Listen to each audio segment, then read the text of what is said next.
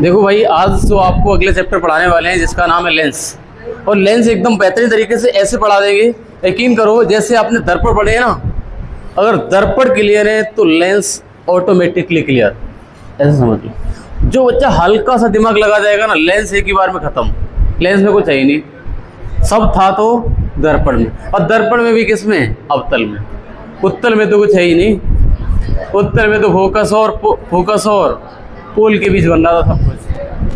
कहे तो फोकस, दर्पण में तो उत्तल दर्पण हमारा ढोल के अंदर पोल था, जो था वो उत्तल दर्पण था। और अवतल दर्पण का ज्ञान होना बहुत ही ज़्यादा जरूरी, कितना, बहुत ज़्यादा जरूरी। क्या कोई बता सकता है अवतल दर्पण क्या हमारा बेटा ऐसे बनना था, अवतल दर्पण क्या ऐसे था, इस टाइप से? अगर अवतल दर्पण इस प्रकार से था तो कोई बता सकता है कि यहाँ पर मान लिया इन्फिनिटी था, तो यहाँ पर हमारा सी था, तो यहाँ पर फोकस था, और मैंने ये बताया था यहाँ पर हमारा पोल था। और वस्तु को, ऑब्जेक्ट को रखने की जगह पहली नंबर तो इन्फिनिटी पे, दूसरे पे बीच में, तीसरे पे सी पे, चौथे पे इसके बीच में, पांचवे पे और छठे। अच्छा, अब हम आपसे एक चर्चा करेंगे, इसके बाद तुरंत लेंस पे जंप करेंगे, ओके। अच्छा, हमें ये बताओ, कन्वर्जिंग और डाइवर्जिंग, कन्वर्जिंग मिरर हमारा अवतल होता है कि उत्तल होता है?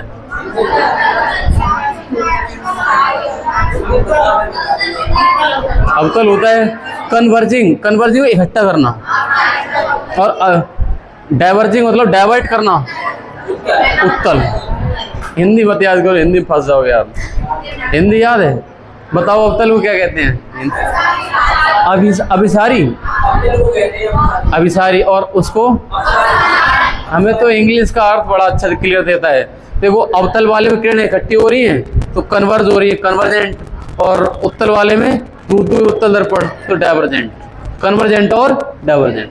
अच्छा, विशेष बात एक बच्चा ये बताएगा, अगर कोई वस्तु इन्फिनिटी पे रखी है पहली वस्तु, या फिर दूसरी वस्तु इन्फिनिटी और सी के बीच में रखी हुई है, तीसरी वस्तु रखी है सी पर, चौथी वस्तु रखी है सी और एफ के बीच में, और पांचवी वस्तु रखी है एफ पर, और छठी वस्तु रखी है एफ और पी के, इतने ऑब्जेक्ट रखे हुए हैं। ये किसकी पोजीशन है बेटा? ऑब्जेक्ट की है। हमने कहा अगर कोई वस्तु इन्फिनिटी पे रखी है तो कहाँ पे बनेगा इमेज? और इन्फिनिटी और सी के बीच में, तो इन्फिनिटी का अपोजिट एफ और सी का सी पर, और इन्फिनिटी का उल्टा क्या, और एफ का उल्टा इन्फिनिटी, तो एफ का उल्टा इन्फिनिटी का एफ और एफ का इन्फिनिटी, सी का सी और सी का सी। अरे वाह, फिर तो बचा क्या? बोले सी का सी और एफ का इन्फिनिटी। कितना सिंपल हो गया। मतलब सी और इन्फिनिटी के बीच में कहे तो beyond the curvature, centre of curvature, कहे तो वक्रता त्रिज्या के पीछे बनेगा।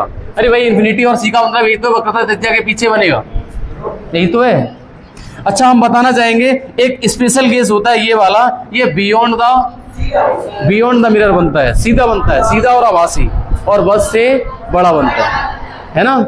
और आ गया तो आपको एक चीज और बताएंगे, उत्तल लेंस में कुछ था नहीं बेटा। उत्तल लेंस में मैंने ऐसे बनाया था, उत्तल लेंस, हो सॉरी बार गलत निकला, उत्तल दर्पण बोलना चाहिए। उत्तल दर्पण में मैंने कहा कोई भी वस्तु रखी होगी, या इधर फोकस था, यहाँ पर सी था और यहाँ पर पी था, इसके बीच में ही सभी इमेज बन रहे थे। क्या कहते हो? ऐसे ही बन रहे थे,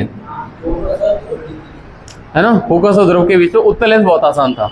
अच्छा, इसके बाद मैंने, याद करो, मैंने फॉर्मूले पढ़े थे। कोई बच्चा बताएगा आवर्धन क्षमता का फॉर्मूला? हाइट ऑफ इमेज बटे height of object minus B बटे यू, एफ बटे एफ माइनस का यू, एफ माइनस का बी बटे, और मिरर फॉर्मूला क्या था? 1 बटे एफ बराबर 1 बटे बी प्लस 1 बटे। क्या इतनी चीजें जो मैंने पढ़ाई हैं हर बच्चे को पता है क्या? सभी को पता है? अगर सभी को इतना सब आ रहा है तो लेंस एक ही शॉट में जाएगा, खत्म। देखो लेंस, देखो इसमें अलग क्या है।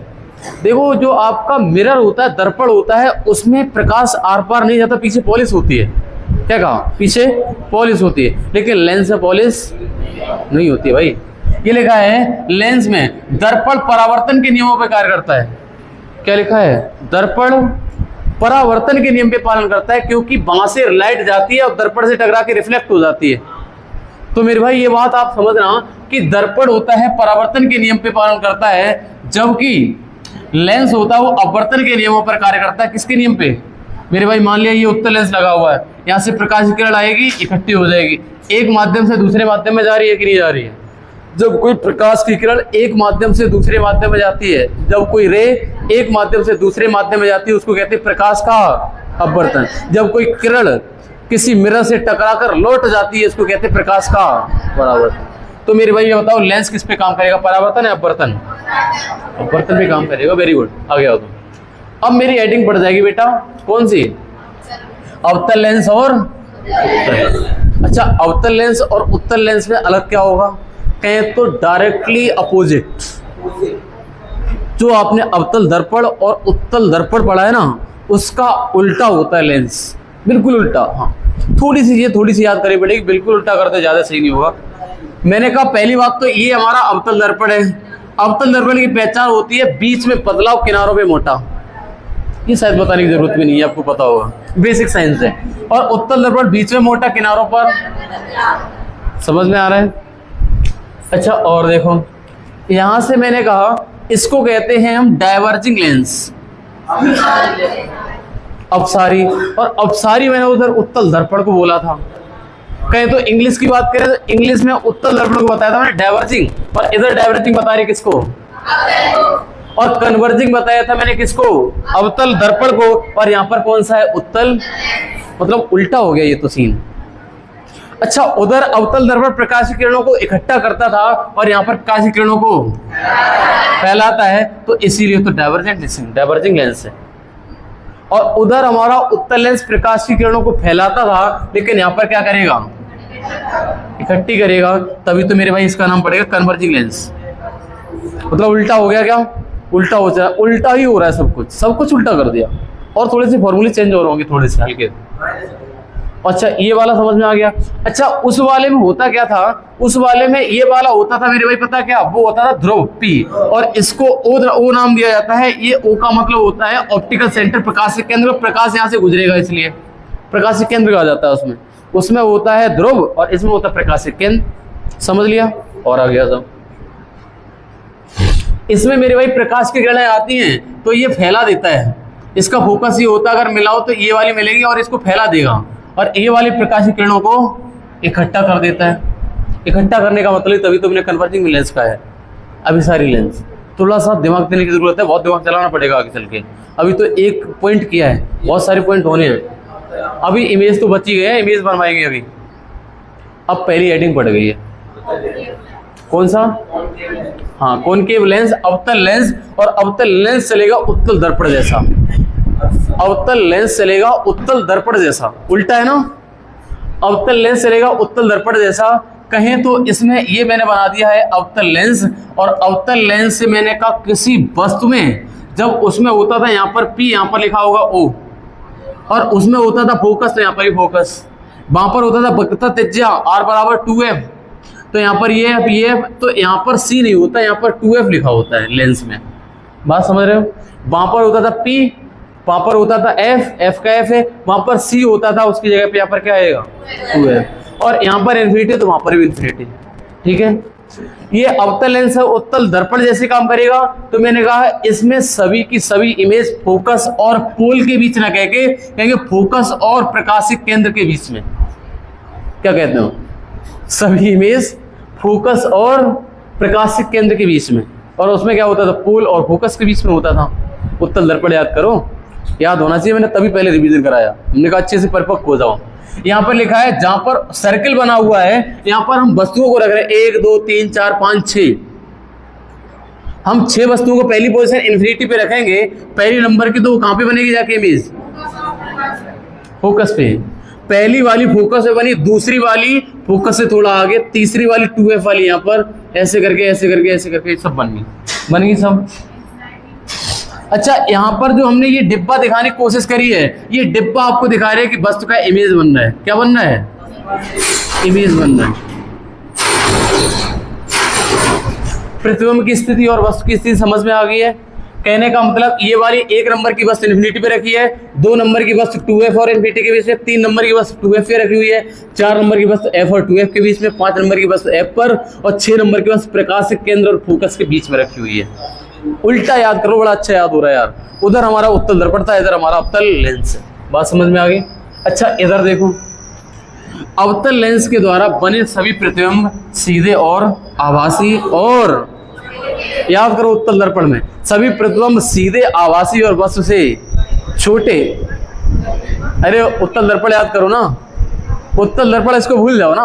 उत्तल दर्पण में बोला था सभी प्रतिबिंब सीधे, आभासी और वस्तु से छोटे।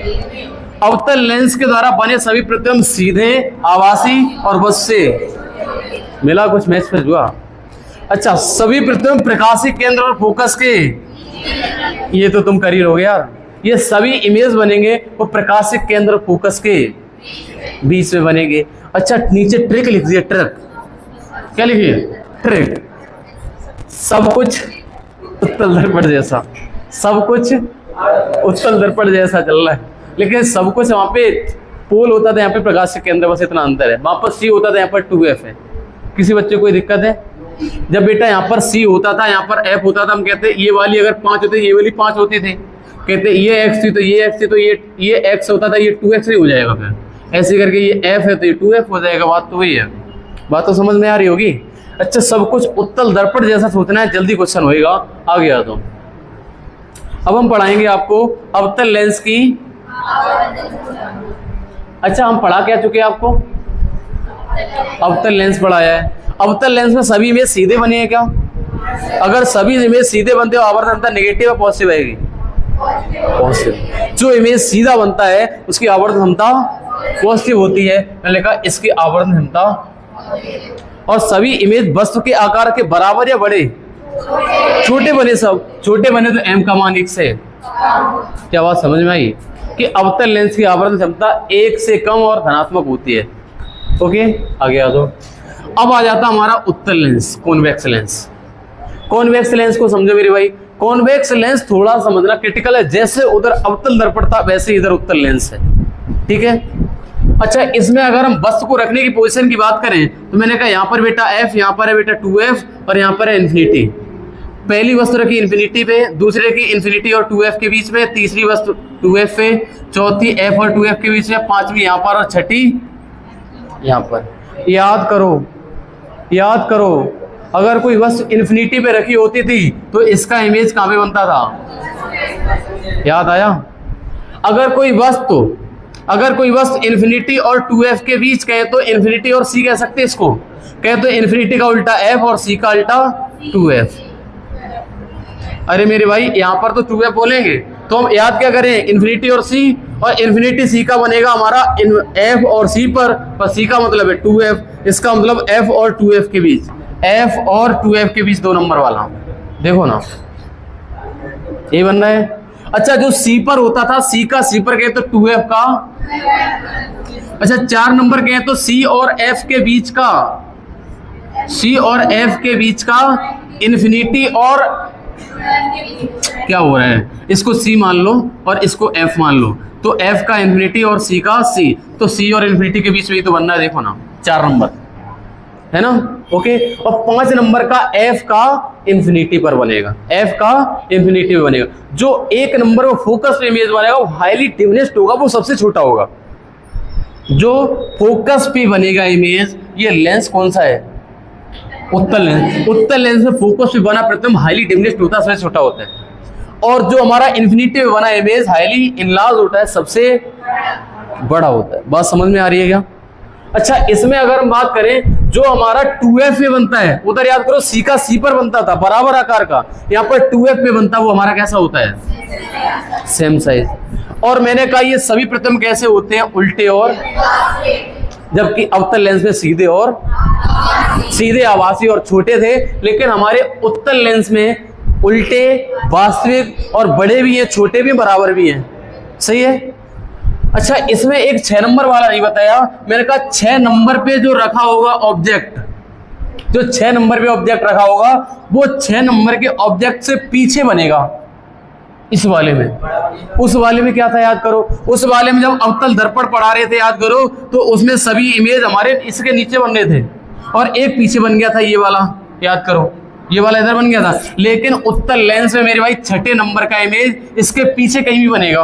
और इस वक्त से मैग्नीफाइड होगा, कहें तो बड़ा होगा और सीधा आभासी होगा। ये 6 नंबर वाला केस तो स्पेशल केस था, उसमें भी याद आ रहा है। अच्छा, अगर इतनी बात याद आ गई है तो घर पे जाके 2 बार रिवीजन करना, अगर ना समझ में आए तो कल हम यहाँ पे मिले खड़े, ठीक है। इधर आ, आगे क्या लिखा है, मैंने कुछ बताने की कोशिश करी है। क्वेश्चन लिखा है कि एक कॉन्वेक्स एक उत्तल लेंस है, उत्तल लेंस में ऑब्जेक्ट को 2F और C पे रखा गया है। हम तो 2F को C और F के बोलेंगे, कोई दिक्कत, हम तो C को याद करें। 2F का मतलब जो C और F के बीच अगर ऑब्जेक्ट रखा है तो C का सीकर F का, तो इमेज बनेगा इन्फिनिटी और C के बीच, और लेंस में C होता नहीं, C का मतलब क्या होता है, तो हमारा इमेज बनेगा इन्फिनिटी और 2F के बीच में। इन्फिनिटी और इमेज कहां पर बनेगा, उल्टा या सीधा, उल्टा और वास्तविक, उल्टा वास्तविक, ठीक है। अच्छा, अगर इन्फिनिटी आ गया तो बस से इन्फिनिटी का मतलब बड़ा होता है, इन्फिनिटी का मतलब जहां पे इन्फिनिटी आ जाए वहीं पे बड़ा। इधर आ जा,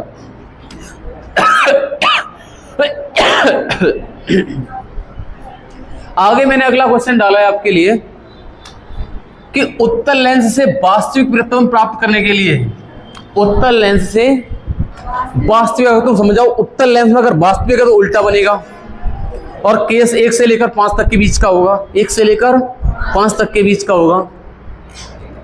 उत्तल लेंस से वास्तविक प्रतिबिंब प्राप्त करने के लिए वस्तु और प्रतिबिंब के बीच न्यूनतम दूरी क्या होनी चाहिए।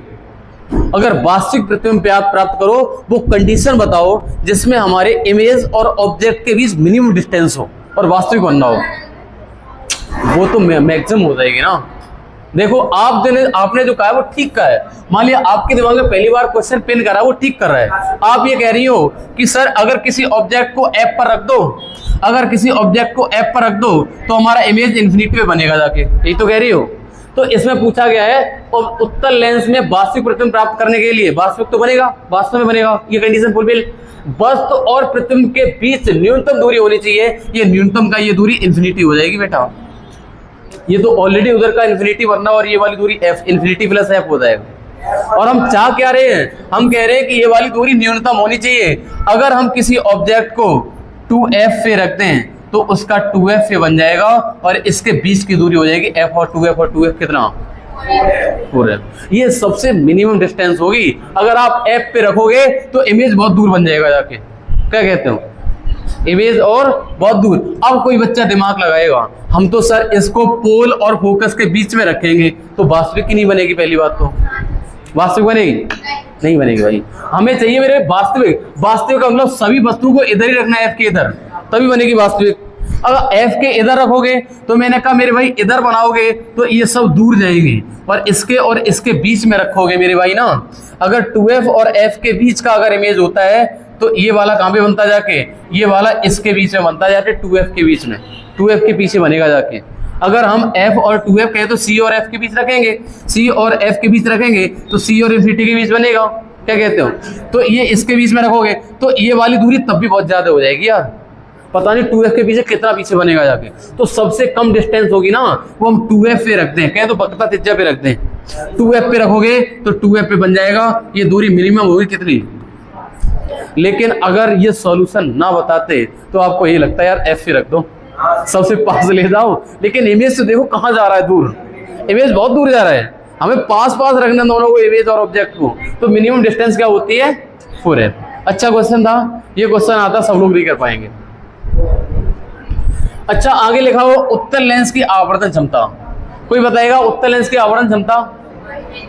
अगर M पॉजिटिव होगा, उत्तल लेंस में पॉजिटिव तब होता है किसी वस्तु का इमेज सीधा बनता है, किसी वस्तु का इमेज सीधा बनता है। और उत्तल लेंस में जब सीधा बनता है तो वस्तु से बड़ा या छोटा, मैग्नीफाइड होता है, बड़ा होता है। तो मैंने कहा जब उत्तल लेंस में M का मान पॉजिटिव होगा तो मेरे भाई इसका M का मान 1 से, क्योंकि भाई इमेज एक बड़ा बनना, वस्तु से बड़ा बन रहा है। अच्छा मैंने कहा जब उत्तल दर्पण में M का मान नेगेटिव होगा तो M का मान 1 से बड़ा भी हो सकता है, बराबर हो सकता है, और कहें तो 1 से लेकर 5 तक के जो केस थे उसमें कभी बराबर बन रहा था, कभी छोटा तो कभी बड़ा। यहाँ तक जाकर मैंने उत्तल लेंस और अवतल लेंस दोनों पढ़ा दिया, उत्तल लेंस और अवतल लेंस दोनों पढ़ा दिए। अगर टाइम बचा होगा तो न्यूमेरिकल कराएंगे अभी, अरे अभी तो बहुत कम टाइम हुआ है। चलो न्यूमेरिकल करो।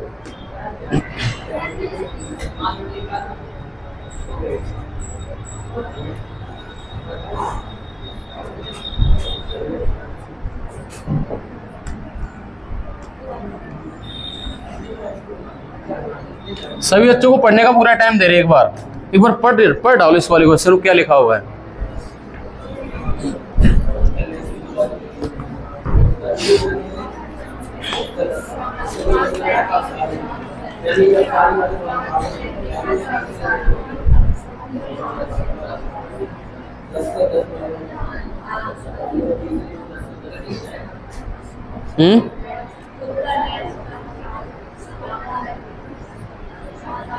देखो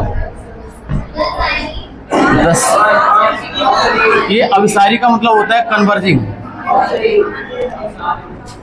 और इसका मतलब होता है डाइवर्जिंग। कन्वर्जिंग और डाइवर्जिंग है, ठीक है। कहे तो ये कन्वर्जिंग का मतलब कौन सा है? ये कन्वर्जिंग का मतलब होता है उत्तल। ये उत्तल है और ये वाला कैसा है? अवतल है। अब देखो एक बिंब लेंस के सामने 10 सेंटीमीटर दूर रखा गया है। अच्छा, निर्मित प्रतिबिंब वास्तविक होना चाहिए, तो वास्तविक प्रतिबिंब के लिए हमें कौन सा लेंस लेना चाहिए? उत्तल लेंस लेना चाहिए। मैंने उत्तल लेंस ले लिया भाई, और उत्तल लेंस लेने के बाद देखो, उत्तल लेंस लेने के बाद हमने ये कहा कि यहाँ पर होगा f और यहाँ पर होगा 2f और यहाँ पर होगा इन्फिनिटी, ठीक है। ऑब्जेक्ट को इसी साइड रखेंगे, ऑब्जेक्ट को इस साइड रखा तो इसमें ये बोल रहा है कि इसमें कि वास्तविक उल्टा और वस्तु के आकार के समान होता है। बिंब के लेंस से 10 सेंटीमीटर दूर प्रतिबिंब वास्तविक उल्टा और वस्तु के समान बनता है।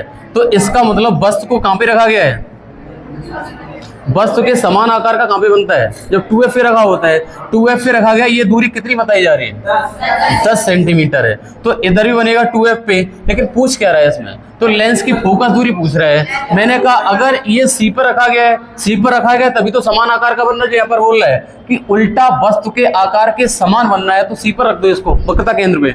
वक्रता केंद्र पे समान बनेगा, और यहाँ पे वक्रता केंद्र का मतलब होता है 2f, और 2f पे रखा है तभी समान है। ये 10 सेंटीमीटर, तो ये कितना होगा? 5 होगा। तो मैंने कहा इसका ये वाला ऑप्शन तो पहले ही कट जाएगा कि अवतल लेंस तो उत्तर आएगा नहीं, अगर वास्तविक प्रतिबिंब बनना है उत्तल लेंस आएगा। और उत्तल लेंस में कौन सा होगा? तो मैंने कहा इसका आंसर होगा 5 सेंटीमीटर कन्वर्जिंग अभिसारी। समझ में आया? और इसके और न्यूमेरिकल लगे हुए हैं, घर पे जाके करना। ये जैसे ये वाला लगा हुआ है। अगला क्वेश्चन देखो, उत्तल लेंस कैसा होता है? किनारों की तुलना, पहला वाला हो जाएगा। ऐसे क्वेश्चन आए हैं, ये सही है ना? अच्छा अगला देखो,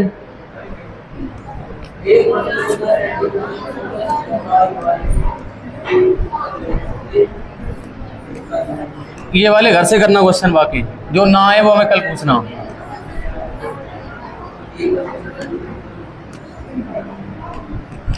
ये पढ़ाएंगे आपको आगे। चलो इतने क्वेश्चन हैं, ये 3-4-5 क्वेश्चन छोड़ रखे हैं, ये करना नहीं तो हम कल कराएंगे, ठीक है।